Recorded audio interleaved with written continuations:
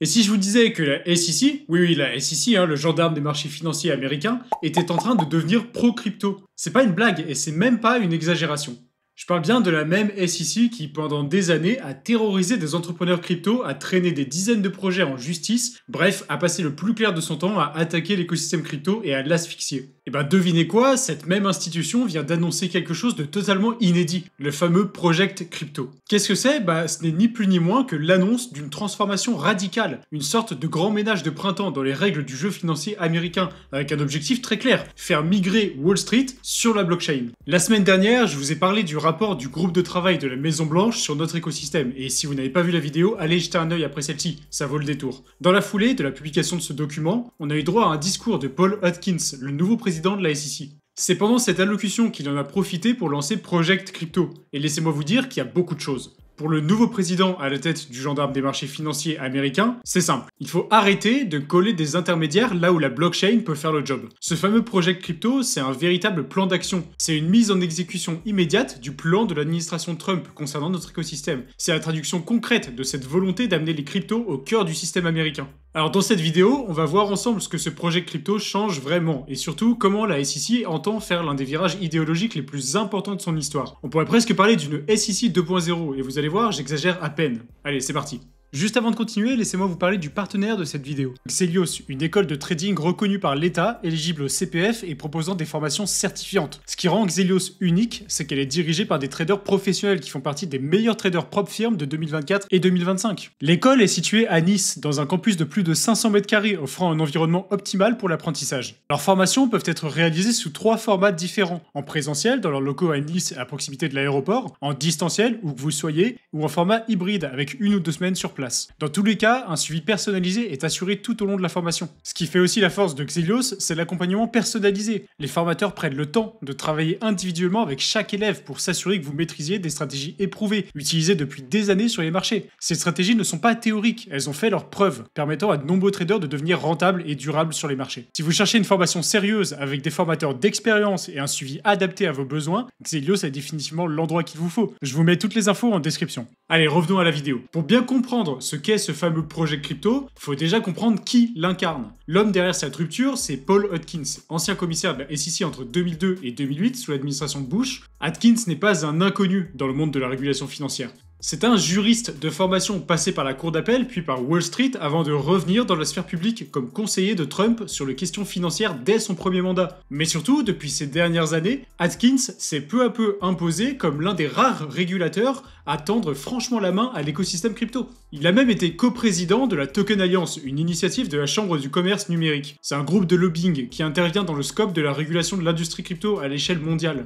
Il a plaidé publiquement pour une régulation basée sur les usages et sur le bon sens technologique. Il est bien conscient que les révolutions technologiques, comme les cryptos justement, sont absolument cruciales pour rendre l'Amérique plus grande que jamais. Il n'a jamais été maximaliste, mais il a toujours défendu l'idée qu'une innovation technique ne devait pas être pénalisée par sa nouveauté. Avant même sa nomination à la tête de la SEC en avril dernier, il avait déjà donné plusieurs conférences sur les enjeux de la blockchain, appelant même, je cite, à mettre à jour le logiciel institutionnel de l'Amérique. Bref, c'est un régulateur pro-marché et qui a de l'expérience en la matière. C'est sûrement ça qui a conduit Trump à le nommer pour prendre la suite de Gary Gensler à la tête de la SEC. Et son arrivée marque un véritable changement de cap, parce qu'après des années de tension entre la SEC justement et les acteurs crypto, avec l'ère Gensler en tête, marquée par la répression, Hudkins arrive avec une promesse simple. Son idée, c'est de réconcilier la régulation avec la réalité de notre industrie. Il ne s'agit plus de traquer les défauts de conformité d'un pauvre white paper écrit en 2017. Il s'agit de comprendre où en sont les projets aujourd'hui, comment ils fonctionnent techniquement, s'ils sont vraiment décentralisés, et s'ils servent une fonction économique identifiable. C'est cette posture qui donne naissance à Project Crypto. C'est un projet transversal assumé comme tel qui ne vise pas à créer un énième bureau blockchain planqué dans un coin de la SEC, mais à transformer l'ensemble de l'agence en un organe compatible avec cette nouvelle finance. Et à l'entendre, cette transformation ne se fera pas à reculons. Elle est centrale, stratégique et même existentielle pour la compétitivité financière des États-Unis. Pour lui, c'est indéniable, on est à l'aube d'une nouvelle ère pour les marchés financiers. Le rapport du President's Working Group, dont on parlait en détail dans la vidéo précédente, posait les fondations idéologiques, politiques et juridiques d'un tournant crypto assumé. Mais un rapport, c'est rien d'autre qu'un bout de papier. Project Crypto, c'est l'application palpable de tout ça. Atkins le dit lui-même, l'objectif, c'est de traduire les recommandations du PWG en règles concrètes, applicables et surtout compatibles avec l'état réel de la technologie. Et dès son lancement, Project Crypto est présenté comme un effort transversal. C'est toute la SEC qui est mobilisée, tous les départements stratégiques avec une task force dédiée, pilotée par la commissaire Esther Pierce. Pour ceux qui ne voient pas qui c'est, elle est surnommée Cryptomom dans l'écosystème. C'est une commissaire de la SEC depuis 2018 et l'une des premières à avoir critiqué ouvertement la politique profondément anti-crypto de Gensler. Elle est connue pour ses prises de position en faveur de notre industrie et aujourd'hui, c'est elle qui va chapeauter la task force crypto de la SEC. Ensemble, ils ont pour mission de moderniser les règles et régulations pour permettre au marché financier américain de passer on-chain. Oui, mot pour mot, il s'agit de faire migrer les marchés financiers directement sur la blockchain. C'est ici que le projet devient réellement politique. Il ne s'agit plus d'autoriser ou d'interdire. Il s'agit de reconnaître que l'infrastructure sur laquelle fonctionne une partie croissante de l'économie va devenir une brique fondamentale des marchés financiers. Maintenant, on a des stablecoins qui pèsent des centaines de milliards de dollars, des entreprises qui décident de all-in sur Bitcoin, des marchés financiers entiers qui commencent à bouger on-chain. Et pour ces raisons-là, entre autres, le nouveau mec à la tête de la SEC en est certain. Faut que la régulation se bouge si elle ne veut pas être larguée. Depuis des années, l'écosystème crypto vit avec une épée de Damoclès réglementaire au-dessus de la tête. Je vous en parlais dans la dernière vidéo, la classification des tokens, c'est un vrai sujet hyper tortueux. Ce flou, c'était pas forcément involontaire. Au contraire, d'une certaine manière, il permettait à la SEC d'intervenir quand bon lui semblait, souvent après coup et souvent violemment. Project Crypto veut mettre fin à cette ère d'ambiguïté. Paul Atkins l'a martelé dans son discours, ça aussi. Les jours de la confusion sur le statut des actifs numériques sont terminés. Pour ça, la commission va proposer une grille de lecture claire qui permettra de supprimer ce fameux flou réglementaire. Concrètement, cette classification va s'appuyer sur plusieurs grandes familles de tokens, en cohérence avec celles évoquées dans le rapport PWG. D'abord, les Digital Securities relèveront du test de OI, les Digital Commodities engloberont les actifs comme Bitcoin et Ether. Ensuite, on aura même des catégories à part, genre les stablecoins, qui seront considérés comme des instruments de paiement régulés à part entière. Et les digital collectibles, comme les NFT, seront traités comme des objets numériques à fonction non financière. Et surtout, cette classification sera dynamique. Un token qui commence sa vie comme une security, parce qu'il était mis avec une promesse de rendement par exemple, pourra sortir de cette catégorie à mesure qu'il se décentralise. En supprimant le flou, on réduit les incertitudes juridiques, on redonne confiance aux développeurs et surtout on ramène les projets crypto sur le sol américain. Plus besoin de s'exiler aux îles Caïmans ou à Singapour pour lancer un protocole. L'objectif, c'est de permettre aux équipes de construire aux États-Unis en sachant dès le départ dans quel cadre elles opèrent. C'est un changement de politique drastique côté SEC. Un autre point important de ce revirement, c'est l'instauration d'un véritable droit à l'expérimentation. Pour les projets crypto, il y aura désormais des exemptions ciblées, des cadres spécifiques leur garantissant le droit d'innover, et même des voies accélérées pour obtenir une autorisation temporaire d'activité sans risquer un procès à la moindre ligne de code. Ce n'est pas de l'impunité. Si les projets respectent certaines conditions de transparence, de sécurité et communiquent avec les autorités, ils auront le droit de se lancer en toute conformité. À ce stade, la SEC n'est plus un gendarme, ils deviennent pratiquement un partenaire de l'innovation, une sorte d'incubateur fédéral qui cadre sans étouffer. Atkins ne cache pas son inspiration, il reprend ici les idées portées depuis des années par Esther Pierce, notamment son fameux Token Safe Harbor Proposal, longtemps ignoré sous l'administration précédente. À l'origine, cette proposition vise à accorder aux projets crypto une période de grâce de 3 ans durant laquelle ils peuvent développer leurs activités sans devoir s'enregistrer immédiatement.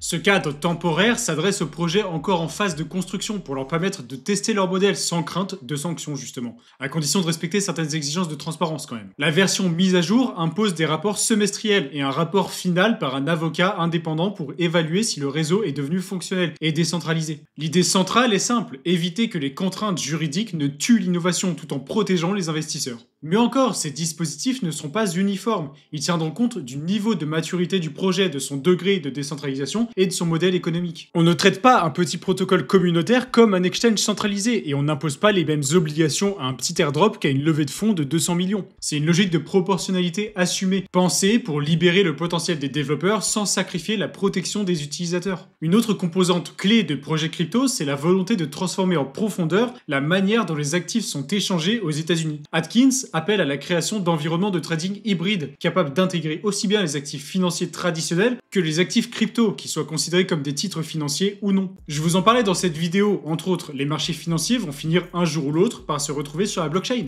Dans cette logique, la SEC envisage de simplifier le régime de licence. Plutôt que d'obliger les projets à obtenir une autorisation différente pour chaque type d'actif ou d'activité, Atkins propose un régime de licence unifié. C'est inspiré du modèle des super apps asiatiques, et croyez bien que certains sont déjà bien en avance. D'ailleurs, le même jour que le discours de Atkins, Coinbase a sorti un trailer qui va dans le sens de la création d'une super app Coinbase, The Everything Exchange. On dirait presque qu'ils ont leurs entrées dans les bureaux de la SEC, eux. Mais pour que ces plateformes puissent vraiment fonctionner sur une base on-chain, il faut revoir certaines règles structurelles. Atkins a explicitement évoqué une réforme du Reg NMS, ce corpus de règles qui structure la bourse américaine depuis 2005. D'après lui, il est trop rigide, trop centré sur les bourses traditionnelles et incompatible avec le fonctionnement des actifs tokenisés sur des blockchains. Le but serait d'introduire plus de flexibilité sans concession. Et un autre tournant majeur, c'est la reconnaissance explicite des smart contracts comme des acteurs légitimes du système financier.